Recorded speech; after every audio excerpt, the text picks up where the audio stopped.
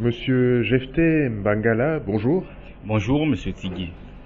Vous êtes l'auteur d'un livre sorti depuis peu, intitulé La mentalité du crabe, un titre assez évocateur.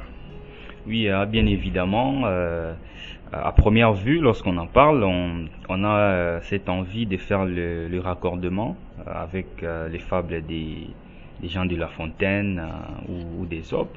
Ça, c'est vrai, parce que le titre semble évocateur du monde fabuliste, la mentalité du crabe. Mais en réalité, il y a plusieurs facettes qui se cachent derrière le titre. Voilà. On reviendra sur le titre, mais parlons de l'auteur, Jephté Mbangala. Vous êtes assez jeune et c'est ce qui attire l'attention justement, et c'est ce qui donne l'espoir finalement que la littérature n'a pas d'âge. Qu'est-ce qui vous pousse à écrire? Wow, qu'est-ce qui me pousse à écrire? D'abord la lecture, parce que je suis un amoureux de la lecture. Le fait de lire des auteurs, de lire d'autres auteurs, ça me permet, voilà, d'écrire aussi, de découvrir que moi j'ai aussi ce talent littéraire d'écrire. Donc je dirais en bref que c'est le fait d'être un amoureux de la lecture. Alors, est-ce que c'est une passion que vous avez caressée très jeune? À quel moment est-ce que vous découvrez que vous avez effectivement ce penchant-là? Et à quel moment vous décidez de l'exercer, donc de commencer à écrire? Nous sommes en 2013, j'arrive au petit séminaire de Kinzambi et j'arrive je vais dire, un endroit où les lettres, où il y a la vie des lettres, je vais dire. Alors, ça me pousse à écrire, ça me stimule à écrire parce que à chaque fois, il y a des bibliothèques au petit séminaire. Nous sommes là pour lire, on vous envoie lire et petit à petit, cette envie vient à moi et voilà, j'écris. Et la mentalité de crabe, c'est une pièce de théâtre que j'ai écrit lorsque j'étais en, en cinquième des humanités. Ça remonte donc à quelques années déjà. Alors la mentalité du crabe, justement, parlons-en, une pièce de théâtre. Déjà, on penserait que lorsque l'idée vous vient d'écrire, que vous vous essayerez dans la poésie ou dans le roman. Pourquoi vous choisissez le théâtre d'entrée de jeu? Et est-ce qu'on peut savoir finalement de quoi parle la mentalité du crabe en réalité? Est-ce qu'il y a une leçon morale finalement à tirer? Mhm. La mentalité de crabe, c'est un véritable remède que je propose aux lecteurs, au public, pour un changement des mentalités effectif. Parce que il a été prouvé par un grand nombre de zoologistes que lorsque vous avez un crabe dans un récipient, eh bien le crabe s'échappe sans aucune difficulté. Mais lorsque vous avez plusieurs crabes dans le même récipient, eh bien le résultat est différent. Parce que le premier qui essaye de s'échapper est tiré vers le bas par les autres. Donc c'est cette manie exécrable, donc cette façon de faire des crustacés aquatiques que les humains aujourd'hui dans la société ont adopté. Donc mentalité qui consiste à empêcher ceux qui veulent aller de l'avant, donc les mettre les bâtons dans les roues.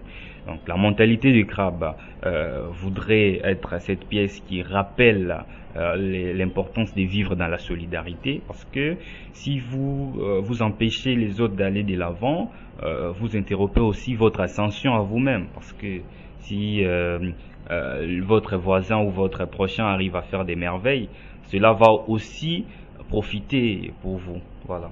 Et vous avez pensé que le message serait mieux porté par le genre, par le théâtre?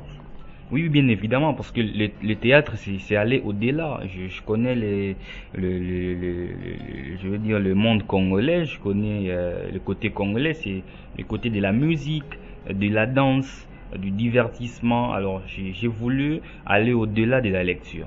Pas s'arrêter seulement à la lecture, mais aussi mettre la mentalité de crabe sur scène pour permettre aux gens de bien saisir le message.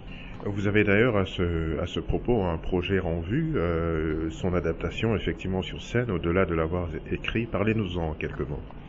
Ça sera le 20 mai, pardon, le 20 novembre, dans la salle Boboto, l'amphithéâtre Boboto. Il y a des acteurs qui vont se dérouler, qui vont se déployer, allais-je dire, sur scène.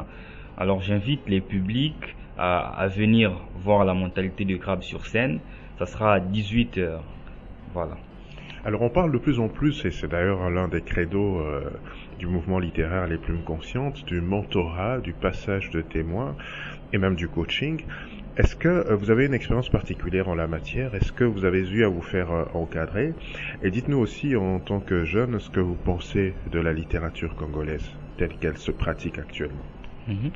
Et je vais commencer par la dernière question. Je pense que il y a de l'espoir. Il y a de l'espoir, comme vous-même vous ne cessez de le dire. Les jeunes sont là, l'espoir est là et la littérature congolaise vit. Donc c'est là, je vais directement répondre à la première question. C'est aussi parce que vous êtes là, vous les aînés, que voilà, nous les jeunes, on s'inspire de vous, on suit votre exemple. Quand on vous voit encourager les jeunes qui sortent des livres, encourager les auteurs, nous aussi, ça nous pousse à écrire, ça nous pousse à aller de l'avant. Donc je pense que tout le monde, chacun a sa part à apporter pour l'évolution de la littérature congolaise. Mais déjà à ce niveau, il y a des avancées significatives qu'il faut louer, des certains qui se donnent corps et âme pour faire avancer la littérature congolaise. Donc je pense que dans des jours à venir, il y a encore des bonnes choses à attendre. Justin Bagala, pour terminer, un mot pour vos lecteurs, vos futurs lecteurs, et leur dire aussi où est-ce qu'ils peuvent se procurer du livre qui a été par ailleurs édité. La mentalité du crabe, vous pouvez retrouver les livres aux éditions Miesi, qui se trouvent à Kasavubu, croisement Sayo et Avenue Sport.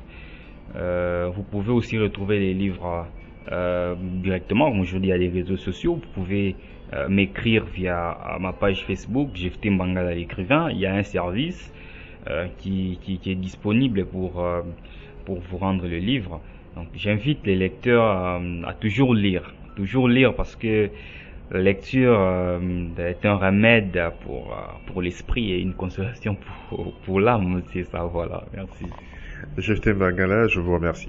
Merci, M. Digui, et merci beaucoup aussi pour l'invitation. Voilà.